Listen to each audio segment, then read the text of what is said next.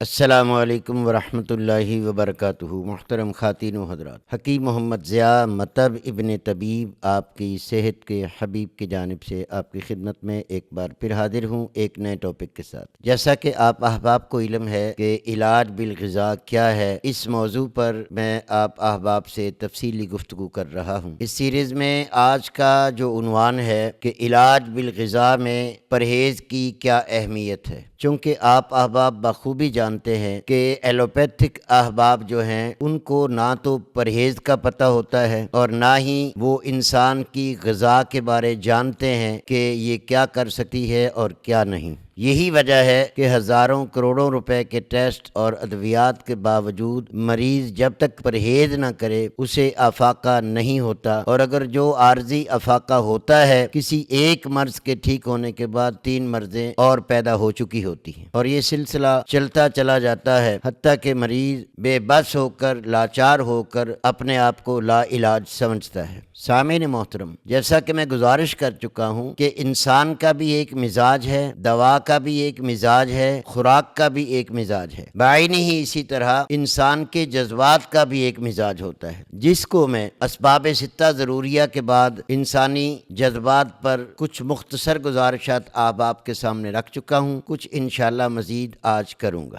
سامعین محترم، یہ بات ذہن میں رکھیں کہ انسان بغیر پرہیز کے سونے ہیرے جیسی قیمتی ادویات بھی استعمال کرتا ہے تو اس کی صحت پر خاطر خواہ افاقہ نہیں ہو سکتا۔ یہ بالکل اتنی سچی بات ہے جتنا آپ سمجھ سکیں۔ اور پرہیز سردی میں، گرمی میں، بہار میں، بچپن میں، بڑھاپے میں، جوانی میں، ادھیڑ عمر میں، عمر کی نوعیت کے لحاظ سے، عمر کی گرمی، سردی، خشکی کے لحاظ سے، اس کے مزاج کے لحاظ سے ہر مریض کی ادویات بھی الگ ہوتی ہیں اور ہر مریض کا پرہیز بھی الگ ہوتا ہے، جو پوری دنیا میں صرف طب یونانی کروا سکتی ہے۔ ماڈرن میڈیکل سائنس اور فرنگی طب میں نہ تو کوئی پرہیز کا کانسیپٹ ہے اور نہ ہی کوئی غذا کا کانسیپٹ۔ یہ الگ بات ہے کہ انہوں نے بھی یہ ڈھنگوسلے بنا کر لوگوں کو کورسز کروائے ہوئے ہیں کہ فلاں بندہ ماہر غذائیت ہے، فلاں بندہ نیوٹریشنسٹ ہے اور وہ غذائیں لکھتا ہے۔ ان کی غذاؤں کو جب بھی میں نے غور کیا، میرے پاس سینکڑوں مریض ان کے غذائی چارٹ لے کر آتے ہیں، جب بھی غور کیا الٹی سیدھی، ٹھنڈی، گرم، خشک، تر سب غذائیں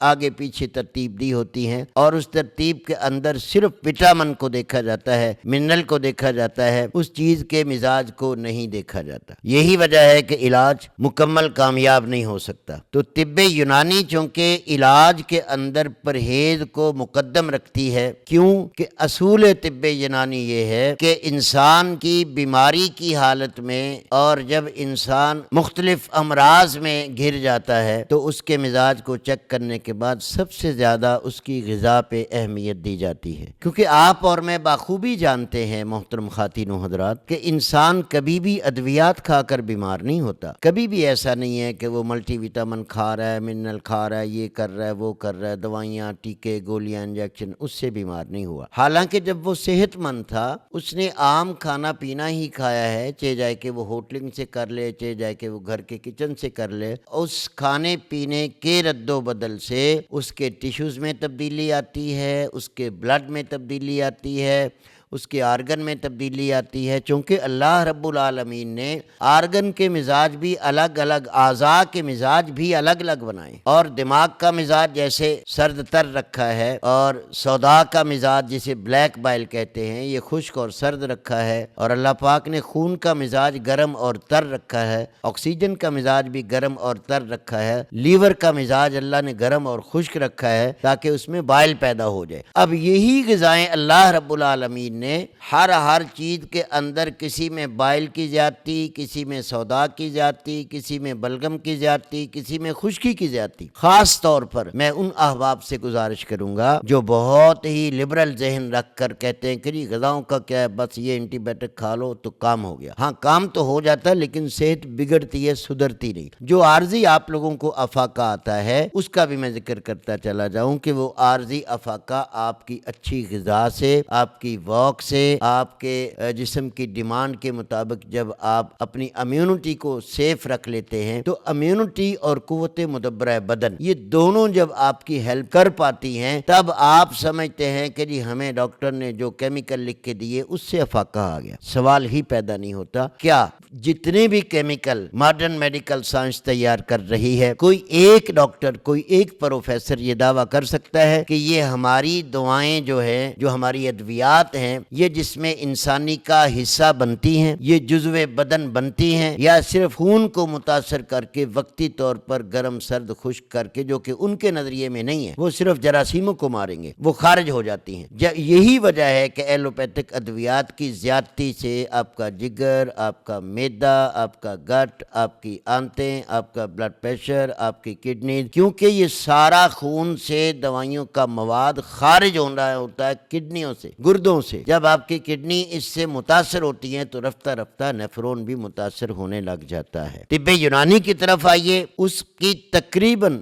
90% ادویات جو ہیں وہ غذا پر منحصر ہوتی ہیں۔ انشاءاللہ اس پر بھی میں اس ٹاپک کے بعد آگے آپ کو اس کی پوری تفصیل دوں گا کہ ایلوپیتھک ادویات میں غذائی اثرات کتنے ہیں اور طب یونانی میں ہربل ادویات میں غذائی اثرات کتنے ہیں اور یہ کس طرح عمل کرتی ہیں۔ سامعین محترم یہاں میں ایک بات آپ کو یاد کروا دوں کہ پرہیز کی اہمیت کیا ہے چونکہ ٹاپک ہمارا یہ ہے نا جب بھی آپ دنیا میں کہیں جنگلوں میں آج کل تو نیٹ ہے سب کچھ ہے گوگل ہے سرچ کریں ہزاروں کی تعداد میں جو جانور پھر رہے ہوتے ہیں جنگلوں میں جب ان میں سے کوئی بیمار ہو جاتا ہے تو اس کا سب سے پہلا پرہیز یہ فطرت کرواتی ہے کہ وہ کھانا پینا چھوڑ دیتا ہے اور ایک کونے میں لگ کر بیٹھ جاتا ہے جب تک اس کی انفلومیشن جب تک اس کا زخم جب تک اس کی درد جب تک اس کے اندرونی معاملات اس کی باڈی اس کی قوت مدافعت بدن اس کی امیونٹی جب تک خود اسے ریکور نہیں کرتی وہ کھاتا پیتا نہیں ہے۔ ہاں یہ الگ بات ہے کہ آج کل جانوروں کی بھی دوائیاں آ گئی ہیں جو گھریلو جانور ہیں کتے بلیاں بکریاں دمبے چھترے گھوڑے بھینسیں گائیں یہ ہم نے لگا دیا انہیں دوائیوں پر۔ آپ ابھی بھی جغرافک چینل پہ چلے جائیں ابھی بھی دیکھیں ہزاروں کی تعداد میں جانور کہیں شیر پھر رہے ہیں کہیں گائے پھر رہی ہیں کہیں بھینسیں پھر رہے ہیں کہیں ہرن پھر رہے ہیں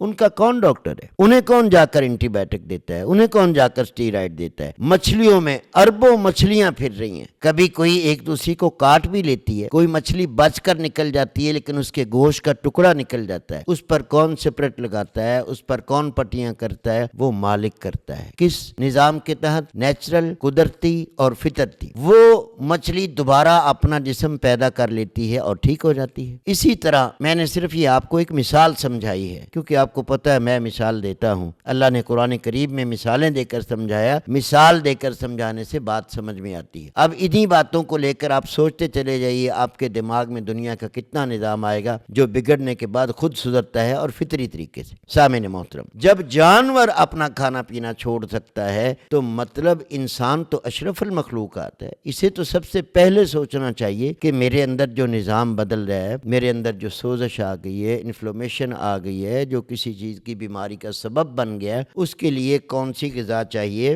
مجھے کون سی بیماری ہے اس کا مزاج کیا ہے اس کا پیریڈ کیا ہو سکتا ہے بلڈ سرکولیٹ میں بیماری ہے اعضاء میں بیماری ہے ٹیشوز میں بیماری ہے خلیوں میں بیماری ہے اب یہ ساری تحقیق تو سائنس نے کرنی ہے۔ ہاں یہ میں بارہا کہہ چکا ہوں کہ سائنس تشخیص کر سکتی ہے علاج نہیں کیونکہ علاج کا حصہ الگ ہے۔ اب سامعین محترم یہ بات جب آپ باغور دیکھیں گے نا اور باغور سوچیں گے تو انشاءاللہ العزیز آپ پر اس چیز کا بڑا گہرا اثر ہوگا کہ ہاں قدرتی علاج تو یہی ہے۔ اب میں ایک مثال دیتا ہوں کہ ایک بندے کو بخار ہو جاتا ہے اب بخار کا کیا معنی ہوتا ہے کہ انسان کی باڈی کے اندر کہیں خون کی رکاوٹ ہو گئی ہے کہیں کلوٹنگ آ گئی ہے کہیں کوئی پھوڑا پھنسی آ گیا ہے کہیں کوئی رسولی ہو گئی ہے کہیں کوئی ایسی انفلومیشن آئی ہے کہ بلڈ سرکولیٹ رک کر اس چیز کی حرارت کو پیدا کر کے اس کو تحلیل کرنا چاہ رہا ہے اسے حل کرنا چاہ رہا ہے اس کا سلوشن تلاش کر رہا ہے۔ ہم کیا کرتے ہیں اس کو برف کی پٹیاں کرتے ہیں جیسے ہی اس کو بخار تھوڑا سا آتا ہے اس تحلیل کو ختم کرنے کے لیے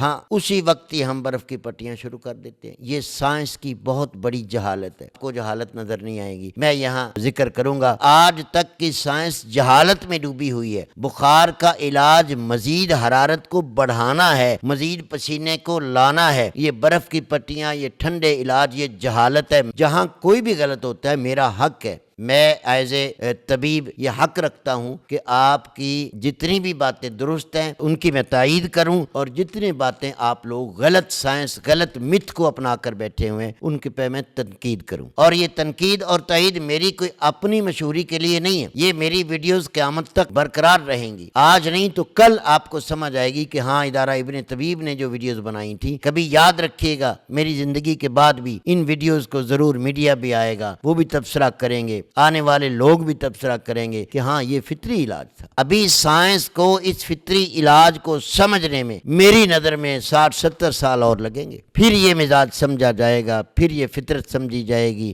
پھر یہ غذائیں اور سردی گرمی خشکی، یہ جو چھوٹے چھوٹے حقائق آپ سے سامنے لائے جا رہے ہیں نا، کبھی گرم پانی لایا جا رہا ہے، کبھی جناب بخار کے لیے اب مزید حرارت بڑھانے کا کہا جا رہا ہے، تو یہ چھوٹی چھوٹی تبدیلیاں علاقائی طور پر لوگوں کو محسوس ہو رہی ہیں کہ ہمیں اس کی طرف اظہار خیال کرنا چاہیے۔ حالانکہ باقی جتنا بھی ہے فارماسیوٹیکل کمپنیوں کا قبضہ ہے، وہ کبھی ڈاکٹروں کو ہلنے ہی نہیں دیتے، کیونکہ ڈاکٹر کے اوپر پیسوں کا اتنا بوجھ ہوتا ہے کہ وہ بیچارہ ہل ہی نہیں سکتا۔ میں دعوے سے کہتا ہوں ڈاکٹر بھی جانتے ہیں کہ ہم جو علاج کر رہے ہیں یہ عارضی اور غلط ہے، لیکن وہ بیچارے اظہار نہیں کر سکتے، ان کے اوپر بہت سارے قرضے ہیں، ان کے اوپر جناب بہت سارے اخراجات ہیں، ان کی بہت ساری ڈیمانڈ ہے جو فارماسیوٹیکل کمپنیاں پوری کر رہی ہیں۔ انسان چاہے مرے چاہے جیے، ان کو اس سے کوئی غرض وغیرت، کیونکہ آپ کو پتہ ہے ہزاروں لوگوں نے تحقیقات آپ کے سامنے رکھی، اور یہ ایسا بڑا مافیا ہے اور اس حد تک گناہ بھی کر جاتا ہے کہ ان لوگوں کو صفحہ ہستی سے مٹا دیتے۔ حالانکہ میرا تو عقیدہ یہ ہے کہ مجھے جو بھی مارے گا اللہ کے حکم سے مارے گا، اور میں جو بھی کر رہا ہوں اللہ کے لیے کر رہا ہوں، اپنے اس عوام کے لیے، اپنے اس ملک کے لیے میں یہ تحقیق پیش کر رہا ہوں کہ موجودہ ماڈرن میڈیکل سائنس کی جتنی بھی ادویات ہیں یہ صرف ایک مافیا ہے۔ ان ادویات میں کہیں بھی ایسی کوئی چیز اگر ہو، کسی ڈاکٹر کو، کسی پروفیسر کو مجھ سے بات کرنی ہو جو یہ ثابت کرے کہ یہ جتنی ادویات بن رہی ہیں یہ نیچرل ہیں، نیچروپیتھی سے نکلی ہیں اور یہ جسم کی غذا بن سکتی ہیں،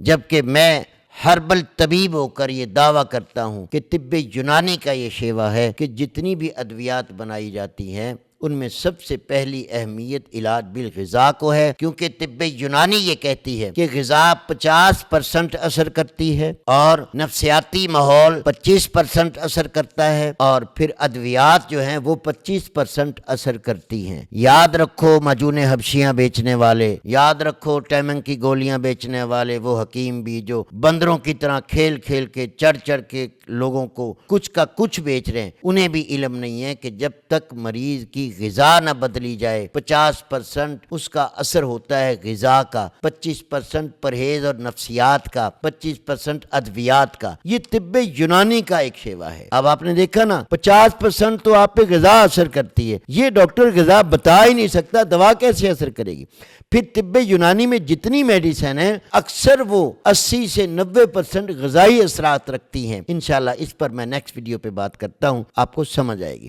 سامعین محترم، یہ تھے وہ حالات ہمارے ملک کے اور پوری دنیا کی ماڈرن میڈیکل سائنس کا ایک ہوا جو دنیا کے دل میں پھیلا ہوا ہے، اسے میں انشاءاللہ آپ کے ذہنوں سے نکال کے رہوں گا اور آپ اقرار بھی کرو گے کہ ہاں یہ باتیں درست ہیں۔ اب چونکہ میں آپ سے شروع میں عرض کر چکا تھا کہ علاج بالغذا میں پرہیز کی اہمیت، بخار والے مریض کو بھی اے سی میں لٹا دیا جاتا ہے، نمونیے والے مریض کو بھی اے سی میں لٹا دیا جاتا ہے، پلورسی والے مریض کو بھی اے سی میں لٹا دیا جاتا ہے۔ ان جاہلوں کو ذرا پتہ نہیں ہوتا کہ یہ ٹھنڈک مستقل یا عارضی انسان کے پھیپھڑوں کو، خون کو، ہاں یہاں اب سمجھ آ گئی ہے ان کو کہ ٹھنڈے پانی سے ہارٹ اٹیک ہوتا ہے۔ ان کو یہ نہیں پتہ چلتا کہ جو ہم کمرے کا بل بنا رہے ہیں 20-25 ہزار روپے کمرے کا ایک دن کا مریض کو بل جو پڑتا ہے، اس بل کے اندر ماحول کیا دیا جا رہا ہے۔ مریض کانپ رہا ہوتا ہے بخار سے اور یہ پٹیاں کر رہے ہوتے ہیں، یہ تو ان کا علم ہے۔ جبکہ تعفن اس وقت جب باڈی میں تعفن پیدا ہو جاتا ہے، خمیر پیدا ہو جاتا ہے، باڈی خود اس خمیر کو ختم کرنے کے لیے حرارت پیدا کرتی ہے، اس کا نام بخار ہے، نہ کہ یہ اصلی ٹمپریچر ہے۔ اس ٹمپریچر کو بڑھانے سے وہ تعفن، وہ خمیر وہ ترشیاں ختم ہو جاتی ہیں، انسان ٹھیک ہو جاتا ہے اور غذا کو روکا جاتا ہے۔ اس لیے بھوکا مارا جاتا ہے مریض کو، تاکہ اس کی غذا جب اندر جاتی ہے تو باڈی کا سرکل غذا کی طرف آ کے پوری باڈی میں جو انفلومیشن، سوزش، جو خمیر ہے اس کو چھوڑ دے گا، وہ اور بدل جائے گا، حتیٰ کہ وہ کینسر تک بڑھ سکتا ہے۔ جب غذا چھوڑ دی جائے گی تو پوری باڈی کے اندر امیونٹی فورس ان سارے تعفنی مادوں کو حرارت پہنچا کر ہضم کر کے صحت کو بحال کر دے۔ تو یہ تھا سامعین محترم، علاج بالغذا میں پرہیز کی اہمیت، اس کی وقت اور اس کی قدر و قیمت اگر آپ سمجھ پائیں تو بہت بڑی بات ہے، اگر اب نہ سمجھ سکیں تو میری دعا ہے اللہ پاک فہم اور سمجھ کے ساتھ آپ کو عقل سلیم نصیب فرمائے۔ سامعین محترم، میں بارہا گزارش کر چکا ہوں کہ اس میں ہمارا ڈاکٹر سب سے پہلے دوائی دیتا ہے۔ مریض جب پوچھتا ہے نا کہ جی میں کیا کھاؤں کیا نہ،